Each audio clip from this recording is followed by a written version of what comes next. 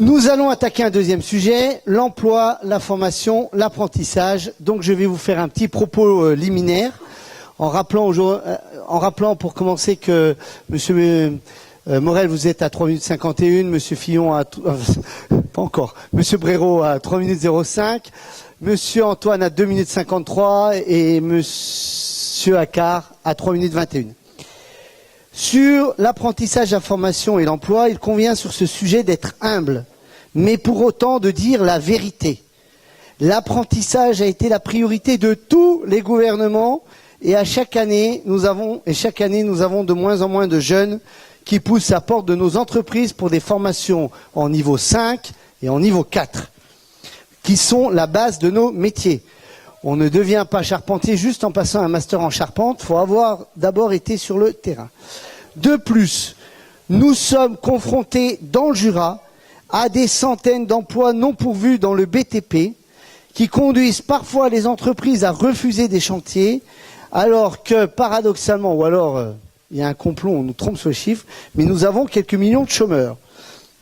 Régulièrement, des jeunes ou moins jeunes disent aux artisans qui veulent les employer qu'ils préfèrent rester chez eux pour 900 € par mois plutôt que de bosser pour 1400, 1500 ou 1600 € par mois.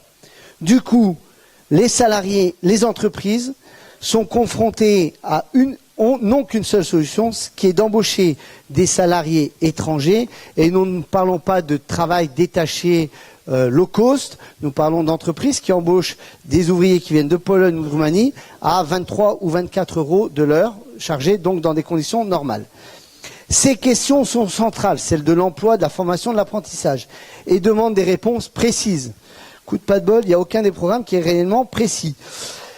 Il ne s'agit pas d'exprimer vos objectifs, mais la méthode à laquelle vous comptez y arriver. Commençons par l'apprentissage. Alors vous ne serez pas étonnés, mais l'ordre des réponses est modifié, puisque pour cette première partie, c'est Monsieur Antoine qui va commencer.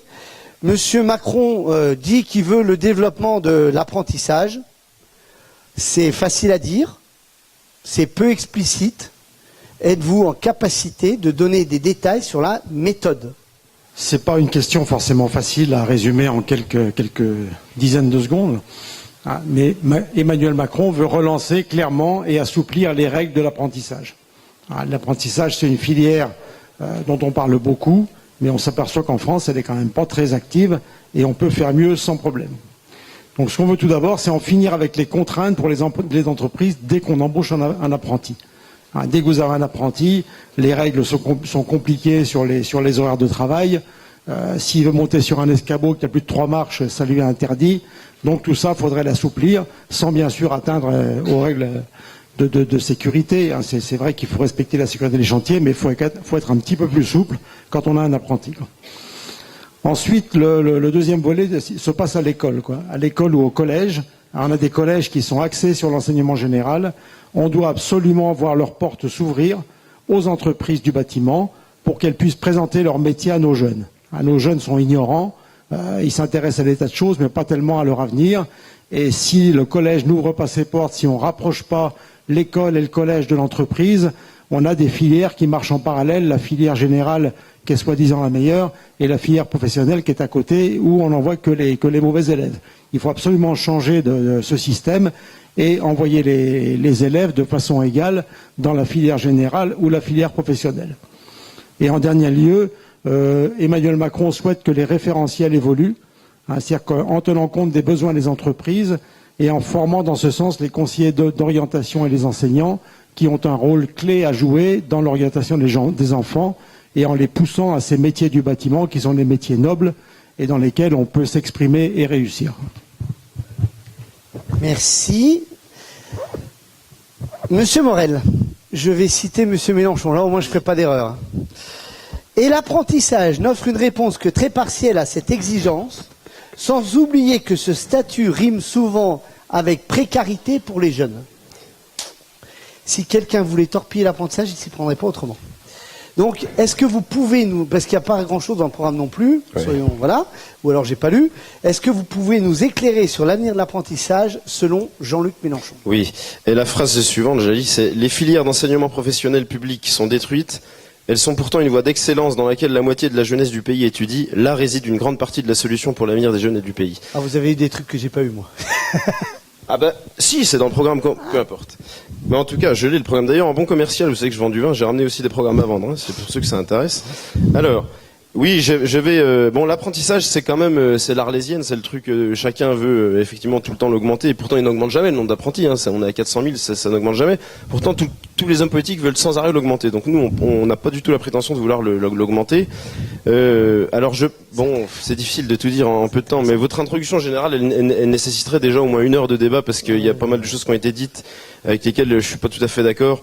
Moi aussi, je suis comme vous. Hein, quand je vois au moment des vendanges, quand je vois des gars qui errent dans la rue et qui font rien, alors que moi j'ai besoin de vendangeurs dans les vignes, moi aussi je suis comme vous. Moi aussi, ça m'énerve.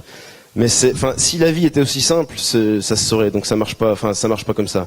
Les gens ne travaillent pas. Les gens ne sont pas au chômage parce que les cotisations, parce que les trappes, enfin, parce que les indemnités chômage sont trop importantes. Ça, je pense pas. Ou alors dans ce cas-là, il y a 2 solutions. Hein. Soit on baisse le chômage, mais il y a une autre solution. On peut aussi augmenter les salaires. Et puis comme ça, les gens iront travailler. Non, écoutez. Franchement, le travail est un sujet trop sérieux pour caricaturer comme ça les choses. Donc nous, ce qu'on veut faire, effectivement, nous on n'est pas on suit pas l'apprentissage comme ça. On ne fait pas de grandes louanges à l'apprentissage. Moi, j'ai été apprenti moi-même, donc je sais combien ce statut est cher et combien il permet d'apprendre les métiers. Donc, on est tout à fait conscient de la valeur de l'apprentissage. Mais nous, vous savez, Jean-Luc Mélenchon, c'est un ancien professeur. Et nous, on est plutôt quand même conscient aussi que dans l'apprentissage, je ne dis pas forcément dans le bâtiment, mais je suis très connaisseur aussi de l'apprentissage dans la restauration, et je suis tout à fait au courant que très souvent, l'apprentissage dans la restauration se fait au détriment de la formation. Qu'on le veuille ou pas, c'est comme ça, peu importe, c'est pas la peine de se demander qui est responsable, est-ce que c'est le prof, est-ce que c'est le patron, est-ce que c'est l'apprenti, on s'en fiche, c'est pas la question de le savoir. La question, elle est là, c'est que souvent ça se fait au détriment de la formation, et c'est ça qu'on dit, quand le programme dit effectivement, rime souvent avec précarité pour les jeunes, c'est qu'effectivement ils ont des salaires inférieurs, ça c'est logique, ils ont pas les mêmes droits que les autres. Et puis, il y a un autre problème, c'est que souvent, ils doivent compléter pour avoir un salaire, pour avoir un complément de salaire. Parfois, ils font des extras dans les boîtes. Peut-être que ça vous arrive aussi. C'est très bien. Tout le monde est content. Ça permet de bosser, etc. Mais nous, on pense qu'il faut sortir de ce milieu, de ce cercle-là, pour renforcer, revaloriser les filières professionnelles publiques. Voilà. Nous, on pense que moi-même, j'en suis l'exemple. Je suis vigneron. Mais je suis aussi maître en droit. J'ai fait une maîtrise de droit. Après, j'ai fonctionnaire. J'ai bac+5. Ouais, je suis vigneron bac+5. Je pense que le gros problème est la dévalorisation des métiers manuels. Quand on aura réglé ce problème-là, les gens voudront pas forcément en devenant apprenti. Il y a d'autres moyens. Il y a d'autres moyens de devenir artisan. On peut faire un bac+4 en étant artisan. Oui, j'ai bien vu. Mais enfin, vous voyez, la question est tellement importante qu'il faut quand même pas la négliger.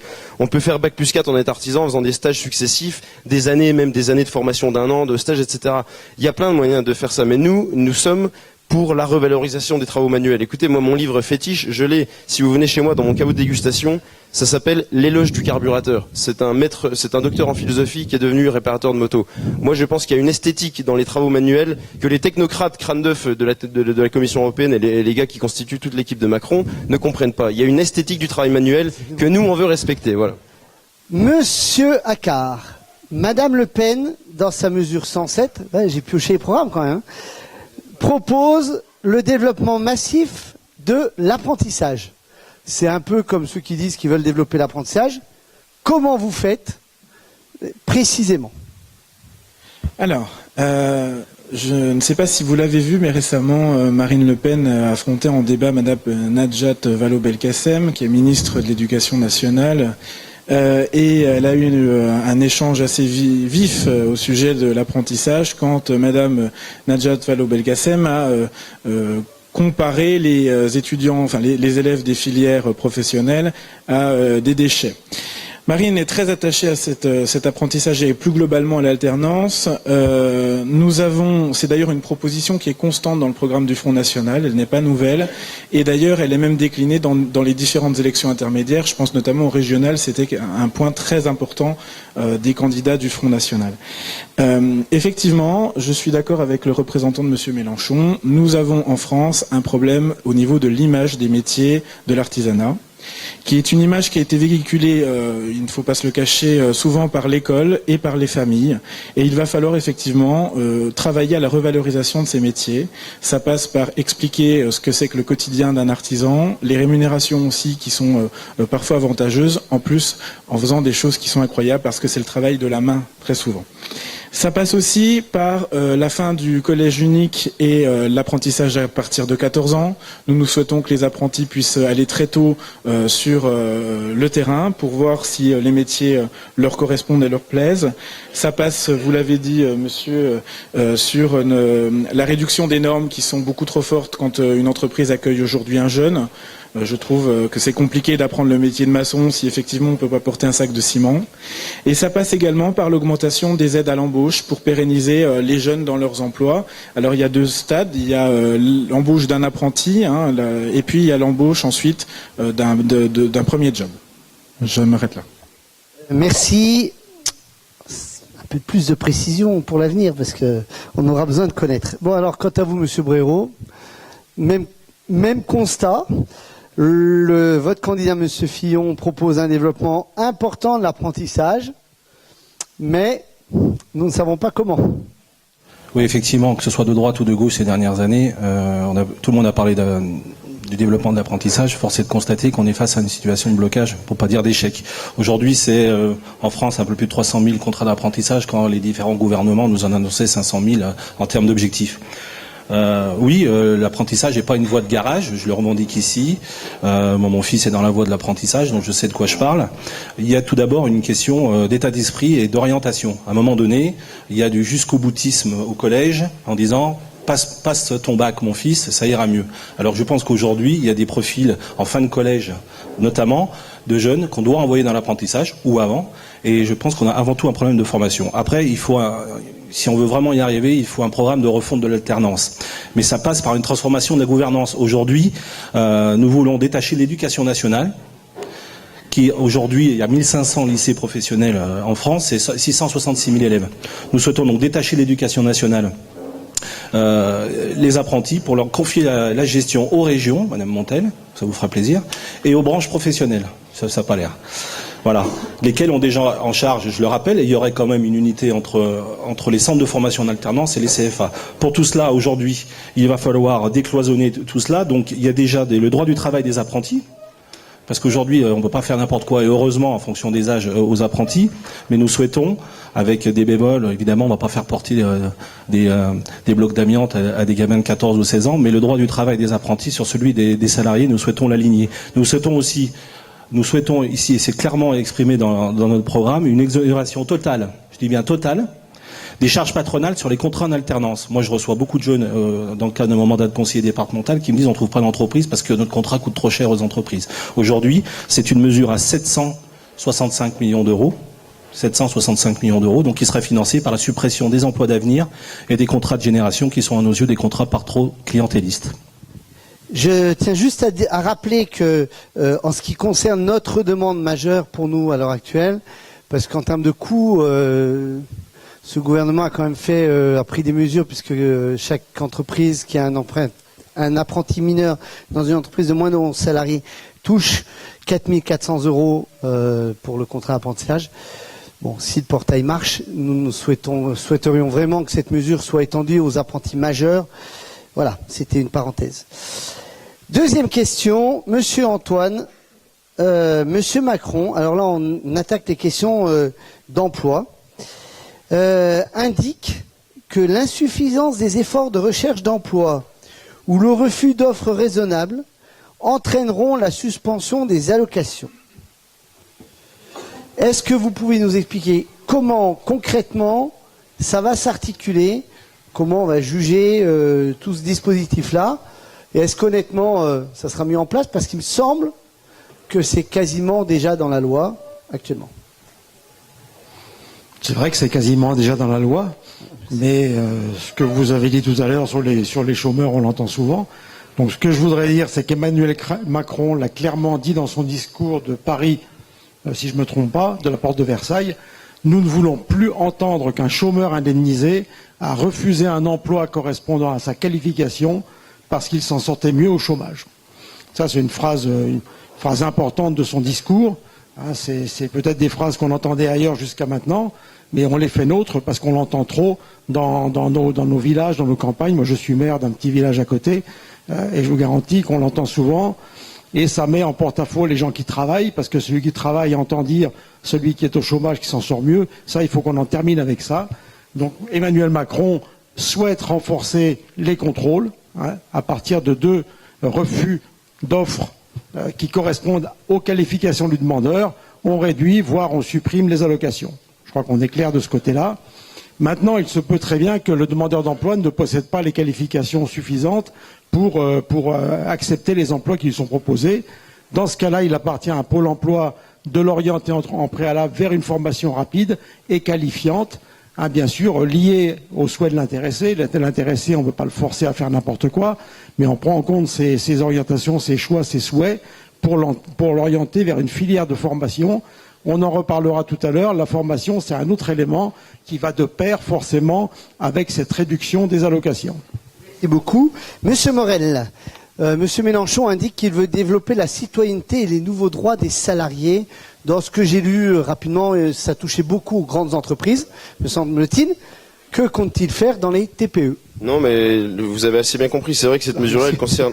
Non, mais elle concerne effectivement... Enfin, franchement, là, j'ai pas grand-chose à dire. Elle concerne effectivement les... Ça tombe bien parce que je vais rattraper mon temps de parole. Non, effectivement, c'est une mesure qui concerne uniquement les grands groupes, avec les comités d'entreprise, etc. Donc, ça concerne pas les TPE. Voilà. Ça m'arrange bien, d'ailleurs. D'accord, merci. Alors, Monsieur Accard, nous allons aborder un sujet difficile. Madame Le Pen souhaite taxer les travailleurs étrangers, alors que, comme je l'ai dit tout à l'heure, nous ne trouvons quasiment plus aucun travailleur français qui veuille travailler dans nos entreprises. J'ai des exemples dans cette salle d'une entreprise qui a cherché 3 maçons pendant 7 mois sans succès et qui a dû aller chercher en Roumanie. Il coûte 23 € de l'heure. Un autre exemple, nous avons une entreprise qui souhaite embaucher un demandeur d'asile charpentier confirmé car elle ne trouve pas de salariés. Je ne parle pas d'exemples vus sur les réseaux sociaux, je parle de gens qui sont dans la salle. Croyez-vous vraiment que dans cette situation qui est complexe, ça soit le moment de rajouter encore sur la tête des entreprises qui n'ont rien demandé, juste à trouver des salariés?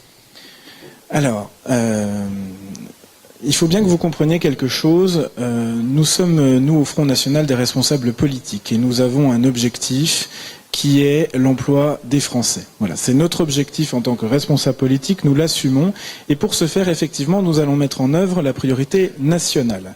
Alors j'entends, peut-être que certains, effectivement, d'entre vous trouvent que c'est pas forcément la meilleure solution, mais en tout cas, c'est celle que nous estimons la meilleure au regard des échanges que nous avons régulièrement avec d'autres entreprises, manifestement, qui n'ont pas les mêmes difficultés. L'objectif de cette priorité nationale, c'est que nous puissions recruter prioritairement des salariés français, mais de laisser l'opportunité à une entreprise qui ne pourrait pas trouver de main-d'œuvre, eh bien, d'embaucher des travailleurs étrangers. C'est une taxe qui existe déjà, hein, c'est important de le repréciser, et nous allons simplement l'amplifier. Je profite quand même de ce sujet parce que la priorité nationale, c'est un peu plus global que cette mesure.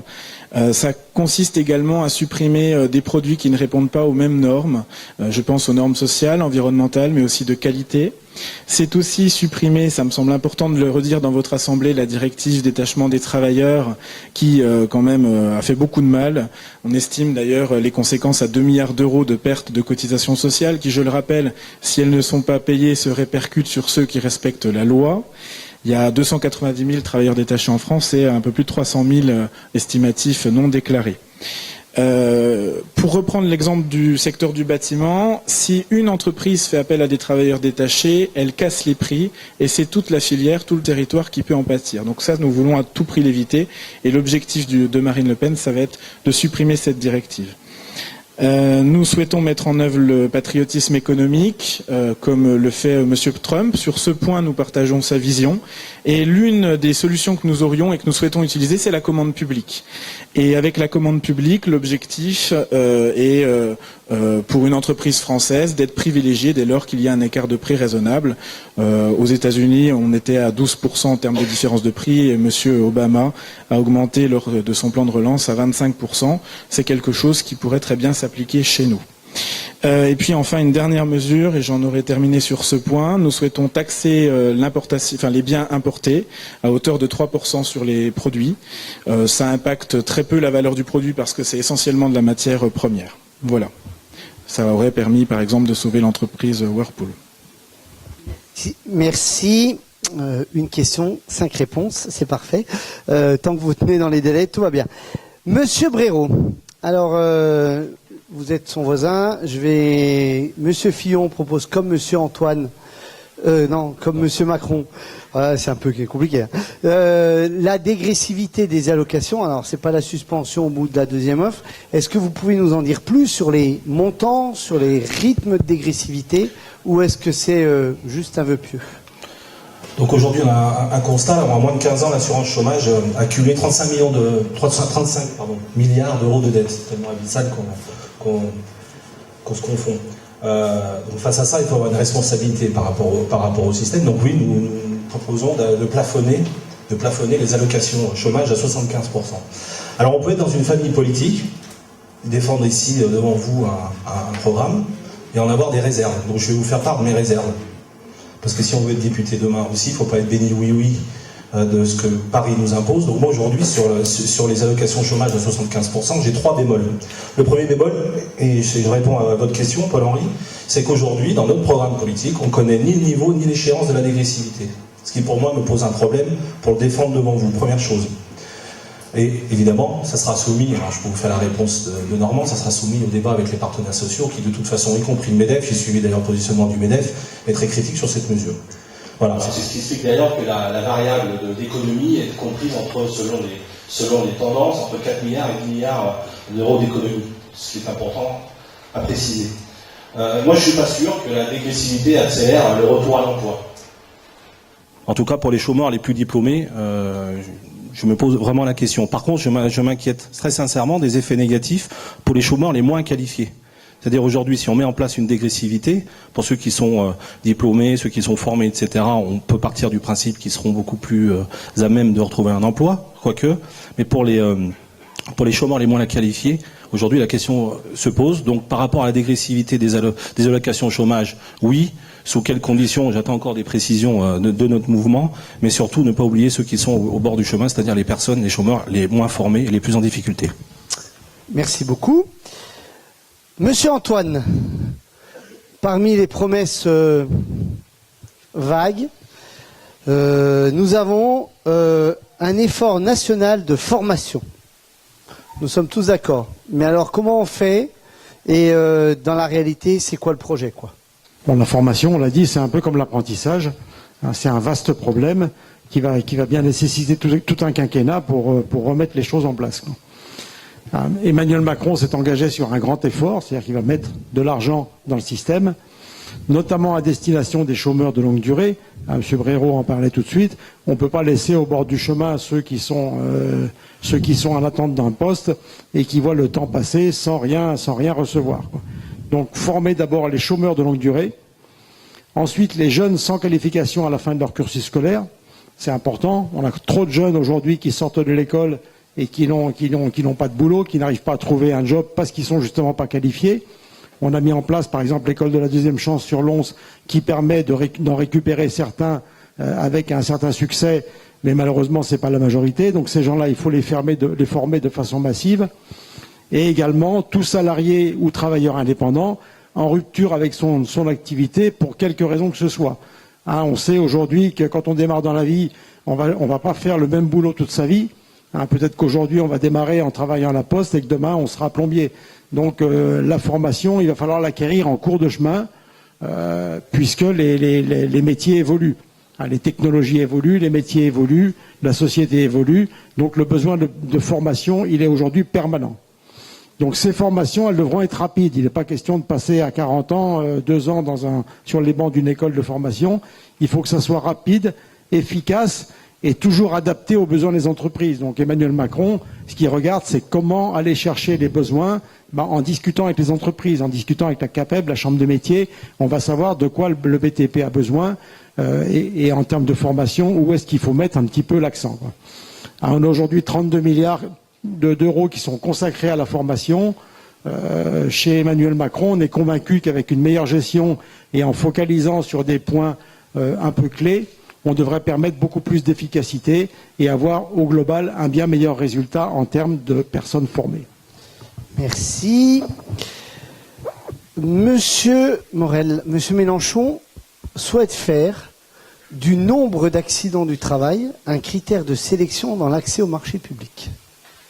Vous pouvez nous préciser Là encore, les modalités pratiques, elles sont détaillées dans les cadres, dans des ateliers des lois, etc. Écoutez, les accidents du travail, on parle de choses dramatiques quand même. Il y a plus de 1000 personnes qui meurent chaque année au travail.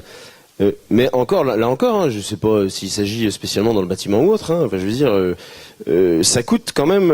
On parle souvent des coûts. Des travailleurs, là, tout à l'heure, des chômeurs, etc. Bon, les accidents du travail, ça coûte 12 milliards d'euros par an en indemnité et arrêt maladie.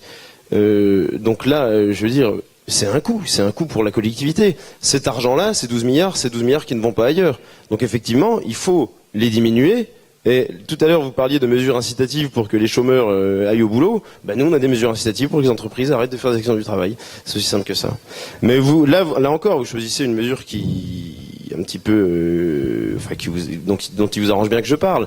Mais il y a une autre règle de marché public qu'on propose, puisque vous savez qu'on propose de renégocier les traités européens et de sortir des dictates de l'Union européenne. Vous savez qu'on propose aussi, par exemple, c'est une autre règle une autre piste que vous auriez pu reprendre. On propose de revenir sur ces directives européennes qui imposent aux collectivités locales des appels d'offres européens, de passer des appels d'offres européens. Voilà. Et nous sommes contre ça. Merci. Le niveau des appels d'offres européens sont souvent des marchés qui sont quand même conséquents. Mais merci. Oui. Pas spécialement, je veux dire. Merci. Monsieur Accard. Madame Le Pen n'évoque pas, sauf erreur de ma part, mais je ferai mon mea culpa si tel est le cas, des modifications concernant l'indemnisation des chômeurs. Comment allez-vous faire pour que tous les gens dont nous avons parlé tout à l'heure, retrouvent le goût, l'envie et puis le coup de pied aux fesses nécessaire pour aller travailler? Alors, là-dessus, je m'excuse, mais nous n'avons pas tout à fait la même interprétation. Votre question là, c'est un petit peu comment est-ce qu'on remet les Français au travail. Ça sous-entendrait que nous avons un peuple de feignants qui ne veut pas travailler. D'ailleurs, je pense que dans cette salle, vous êtes l'illustration tout à fait inverse. Moi, je pense que les Français veulent travailler. Il y aura toujours des exceptions, évidemment, mais ça n'est pas la norme. Et je sais que la plupart des gens qui pointent à l'assurance chômage n'ont qu'une envie, c'est de retrouver un travail. La vraie question, c'est comment est-ce qu'on crée les conditions de la croissance et de l'emploi? C'est ça derrière. Parce que si vous voulez que les gens retournent au travail volontairement ou à coups de pied aux fesses, comme vous l'avez dit, eh bien, il faut qu'ils en aient. Donc, comment on fait? On fait exactement tout l'inverse de ce qu'on a fait depuis 30 ans. C'est-à-dire qu'on fait du patriotisme économique, qu'on revient à une monnaie nationale, qu'on utilise la commande publique pour les entreprises et les travailleurs français, que l'on supprime la directive détachement des travailleurs dont j'ai parlé tout à l'heure. Bref, on vote Marine. Je redis que nous avons des emplois qui ne sont pas pourvus. Je me permets d'insister parce que c'est le quotidien, c'est objectivement le quotidien d'un certain nombre de chefs d'entreprise. D'ailleurs, on a, en début d'Assemblée Générale, on a fait un sondage qu'on publiera dans les prochains jours pour dire le nombre d'artisans et le pourcentage d'artisans qui ne trouvent pas de salariés. Monsieur Brérot, s'il y avait une mesure pire, je ne pense pas qu'on aurait pu l'inventer. On peut faire pire. Monsieur Fillon propose, non mais ils ont été imaginatifs les candidats, surtout dans les primaires, donc voilà. Monsieur Fillon propose à des jeunes de 16 ans, vous m'arrêterez si je dis une bêtise, non émancipés, de devenir micro-entrepreneurs. Avez-vous conscience que cette mesure va tuer l'apprentissage, car elle permettra de prendre des jeunes payés sans grille salariale et sans aucune contrainte d'aller au CFA, de ne plus respecter aucune norme de sécurité. Est-ce que vous pouvez expliquer cette mesure qui nous semble absolument incompréhensible ? Oui, je vais aller vite sur ce sujet-là. Première chose, je ne suis pas contre la dégressivité des allocations chômage. Je veux qu'on l'aborde. Je vais juste préciser ce point-là. J'ai bien compris la position. Il faut l'aborder sur les éléments sur les bémols que je vais exprimer juste avant. Concernant les manques de main-d'œuvre que vous avez sur vos territoires, le fait de régionaliser la formation en passant ça sous l'égide des branches professionnelles et des régions va permettre justement, en régionalisant ces formations-là, d'adapter enfin l'apprentissage, les formations d'apprentissage et d'alternance aux besoins du territoire. Et Dieu sait que ça, c'est une attente, je le sais, de la CAPEM, mais aussi des métiers du bâtiment. Concernant les micro-entrepreneurs à 16 ans, c'est une ineptie. Voilà, c'est une ineptie. Aujourd'hui, à 16 ans, on n'est pas mature pour monter une entreprise, on n'est pas formé pour monter une entreprise. J'y crois. Ça peut se mettre en place sur certains secteurs d'activité, je veux bien l'entendre. Mais concernant le bâtiment, les métiers manuels, aujourd'hui à 16 ans, allez passer votre apprentissage, allez passer en alternance, allez vous former auprès de chefs d'entreprise comme vous. Mais voilà, je manquerai encore ma différence. J'en avais deux. C'est les deux questions que vous m'avez posées. Paul-Henri, je vous vois bien arriver là, mais c'est le but du débat. Donc moi là-dessus, en tant que député, je ne voterai pas cette mesure. Merci.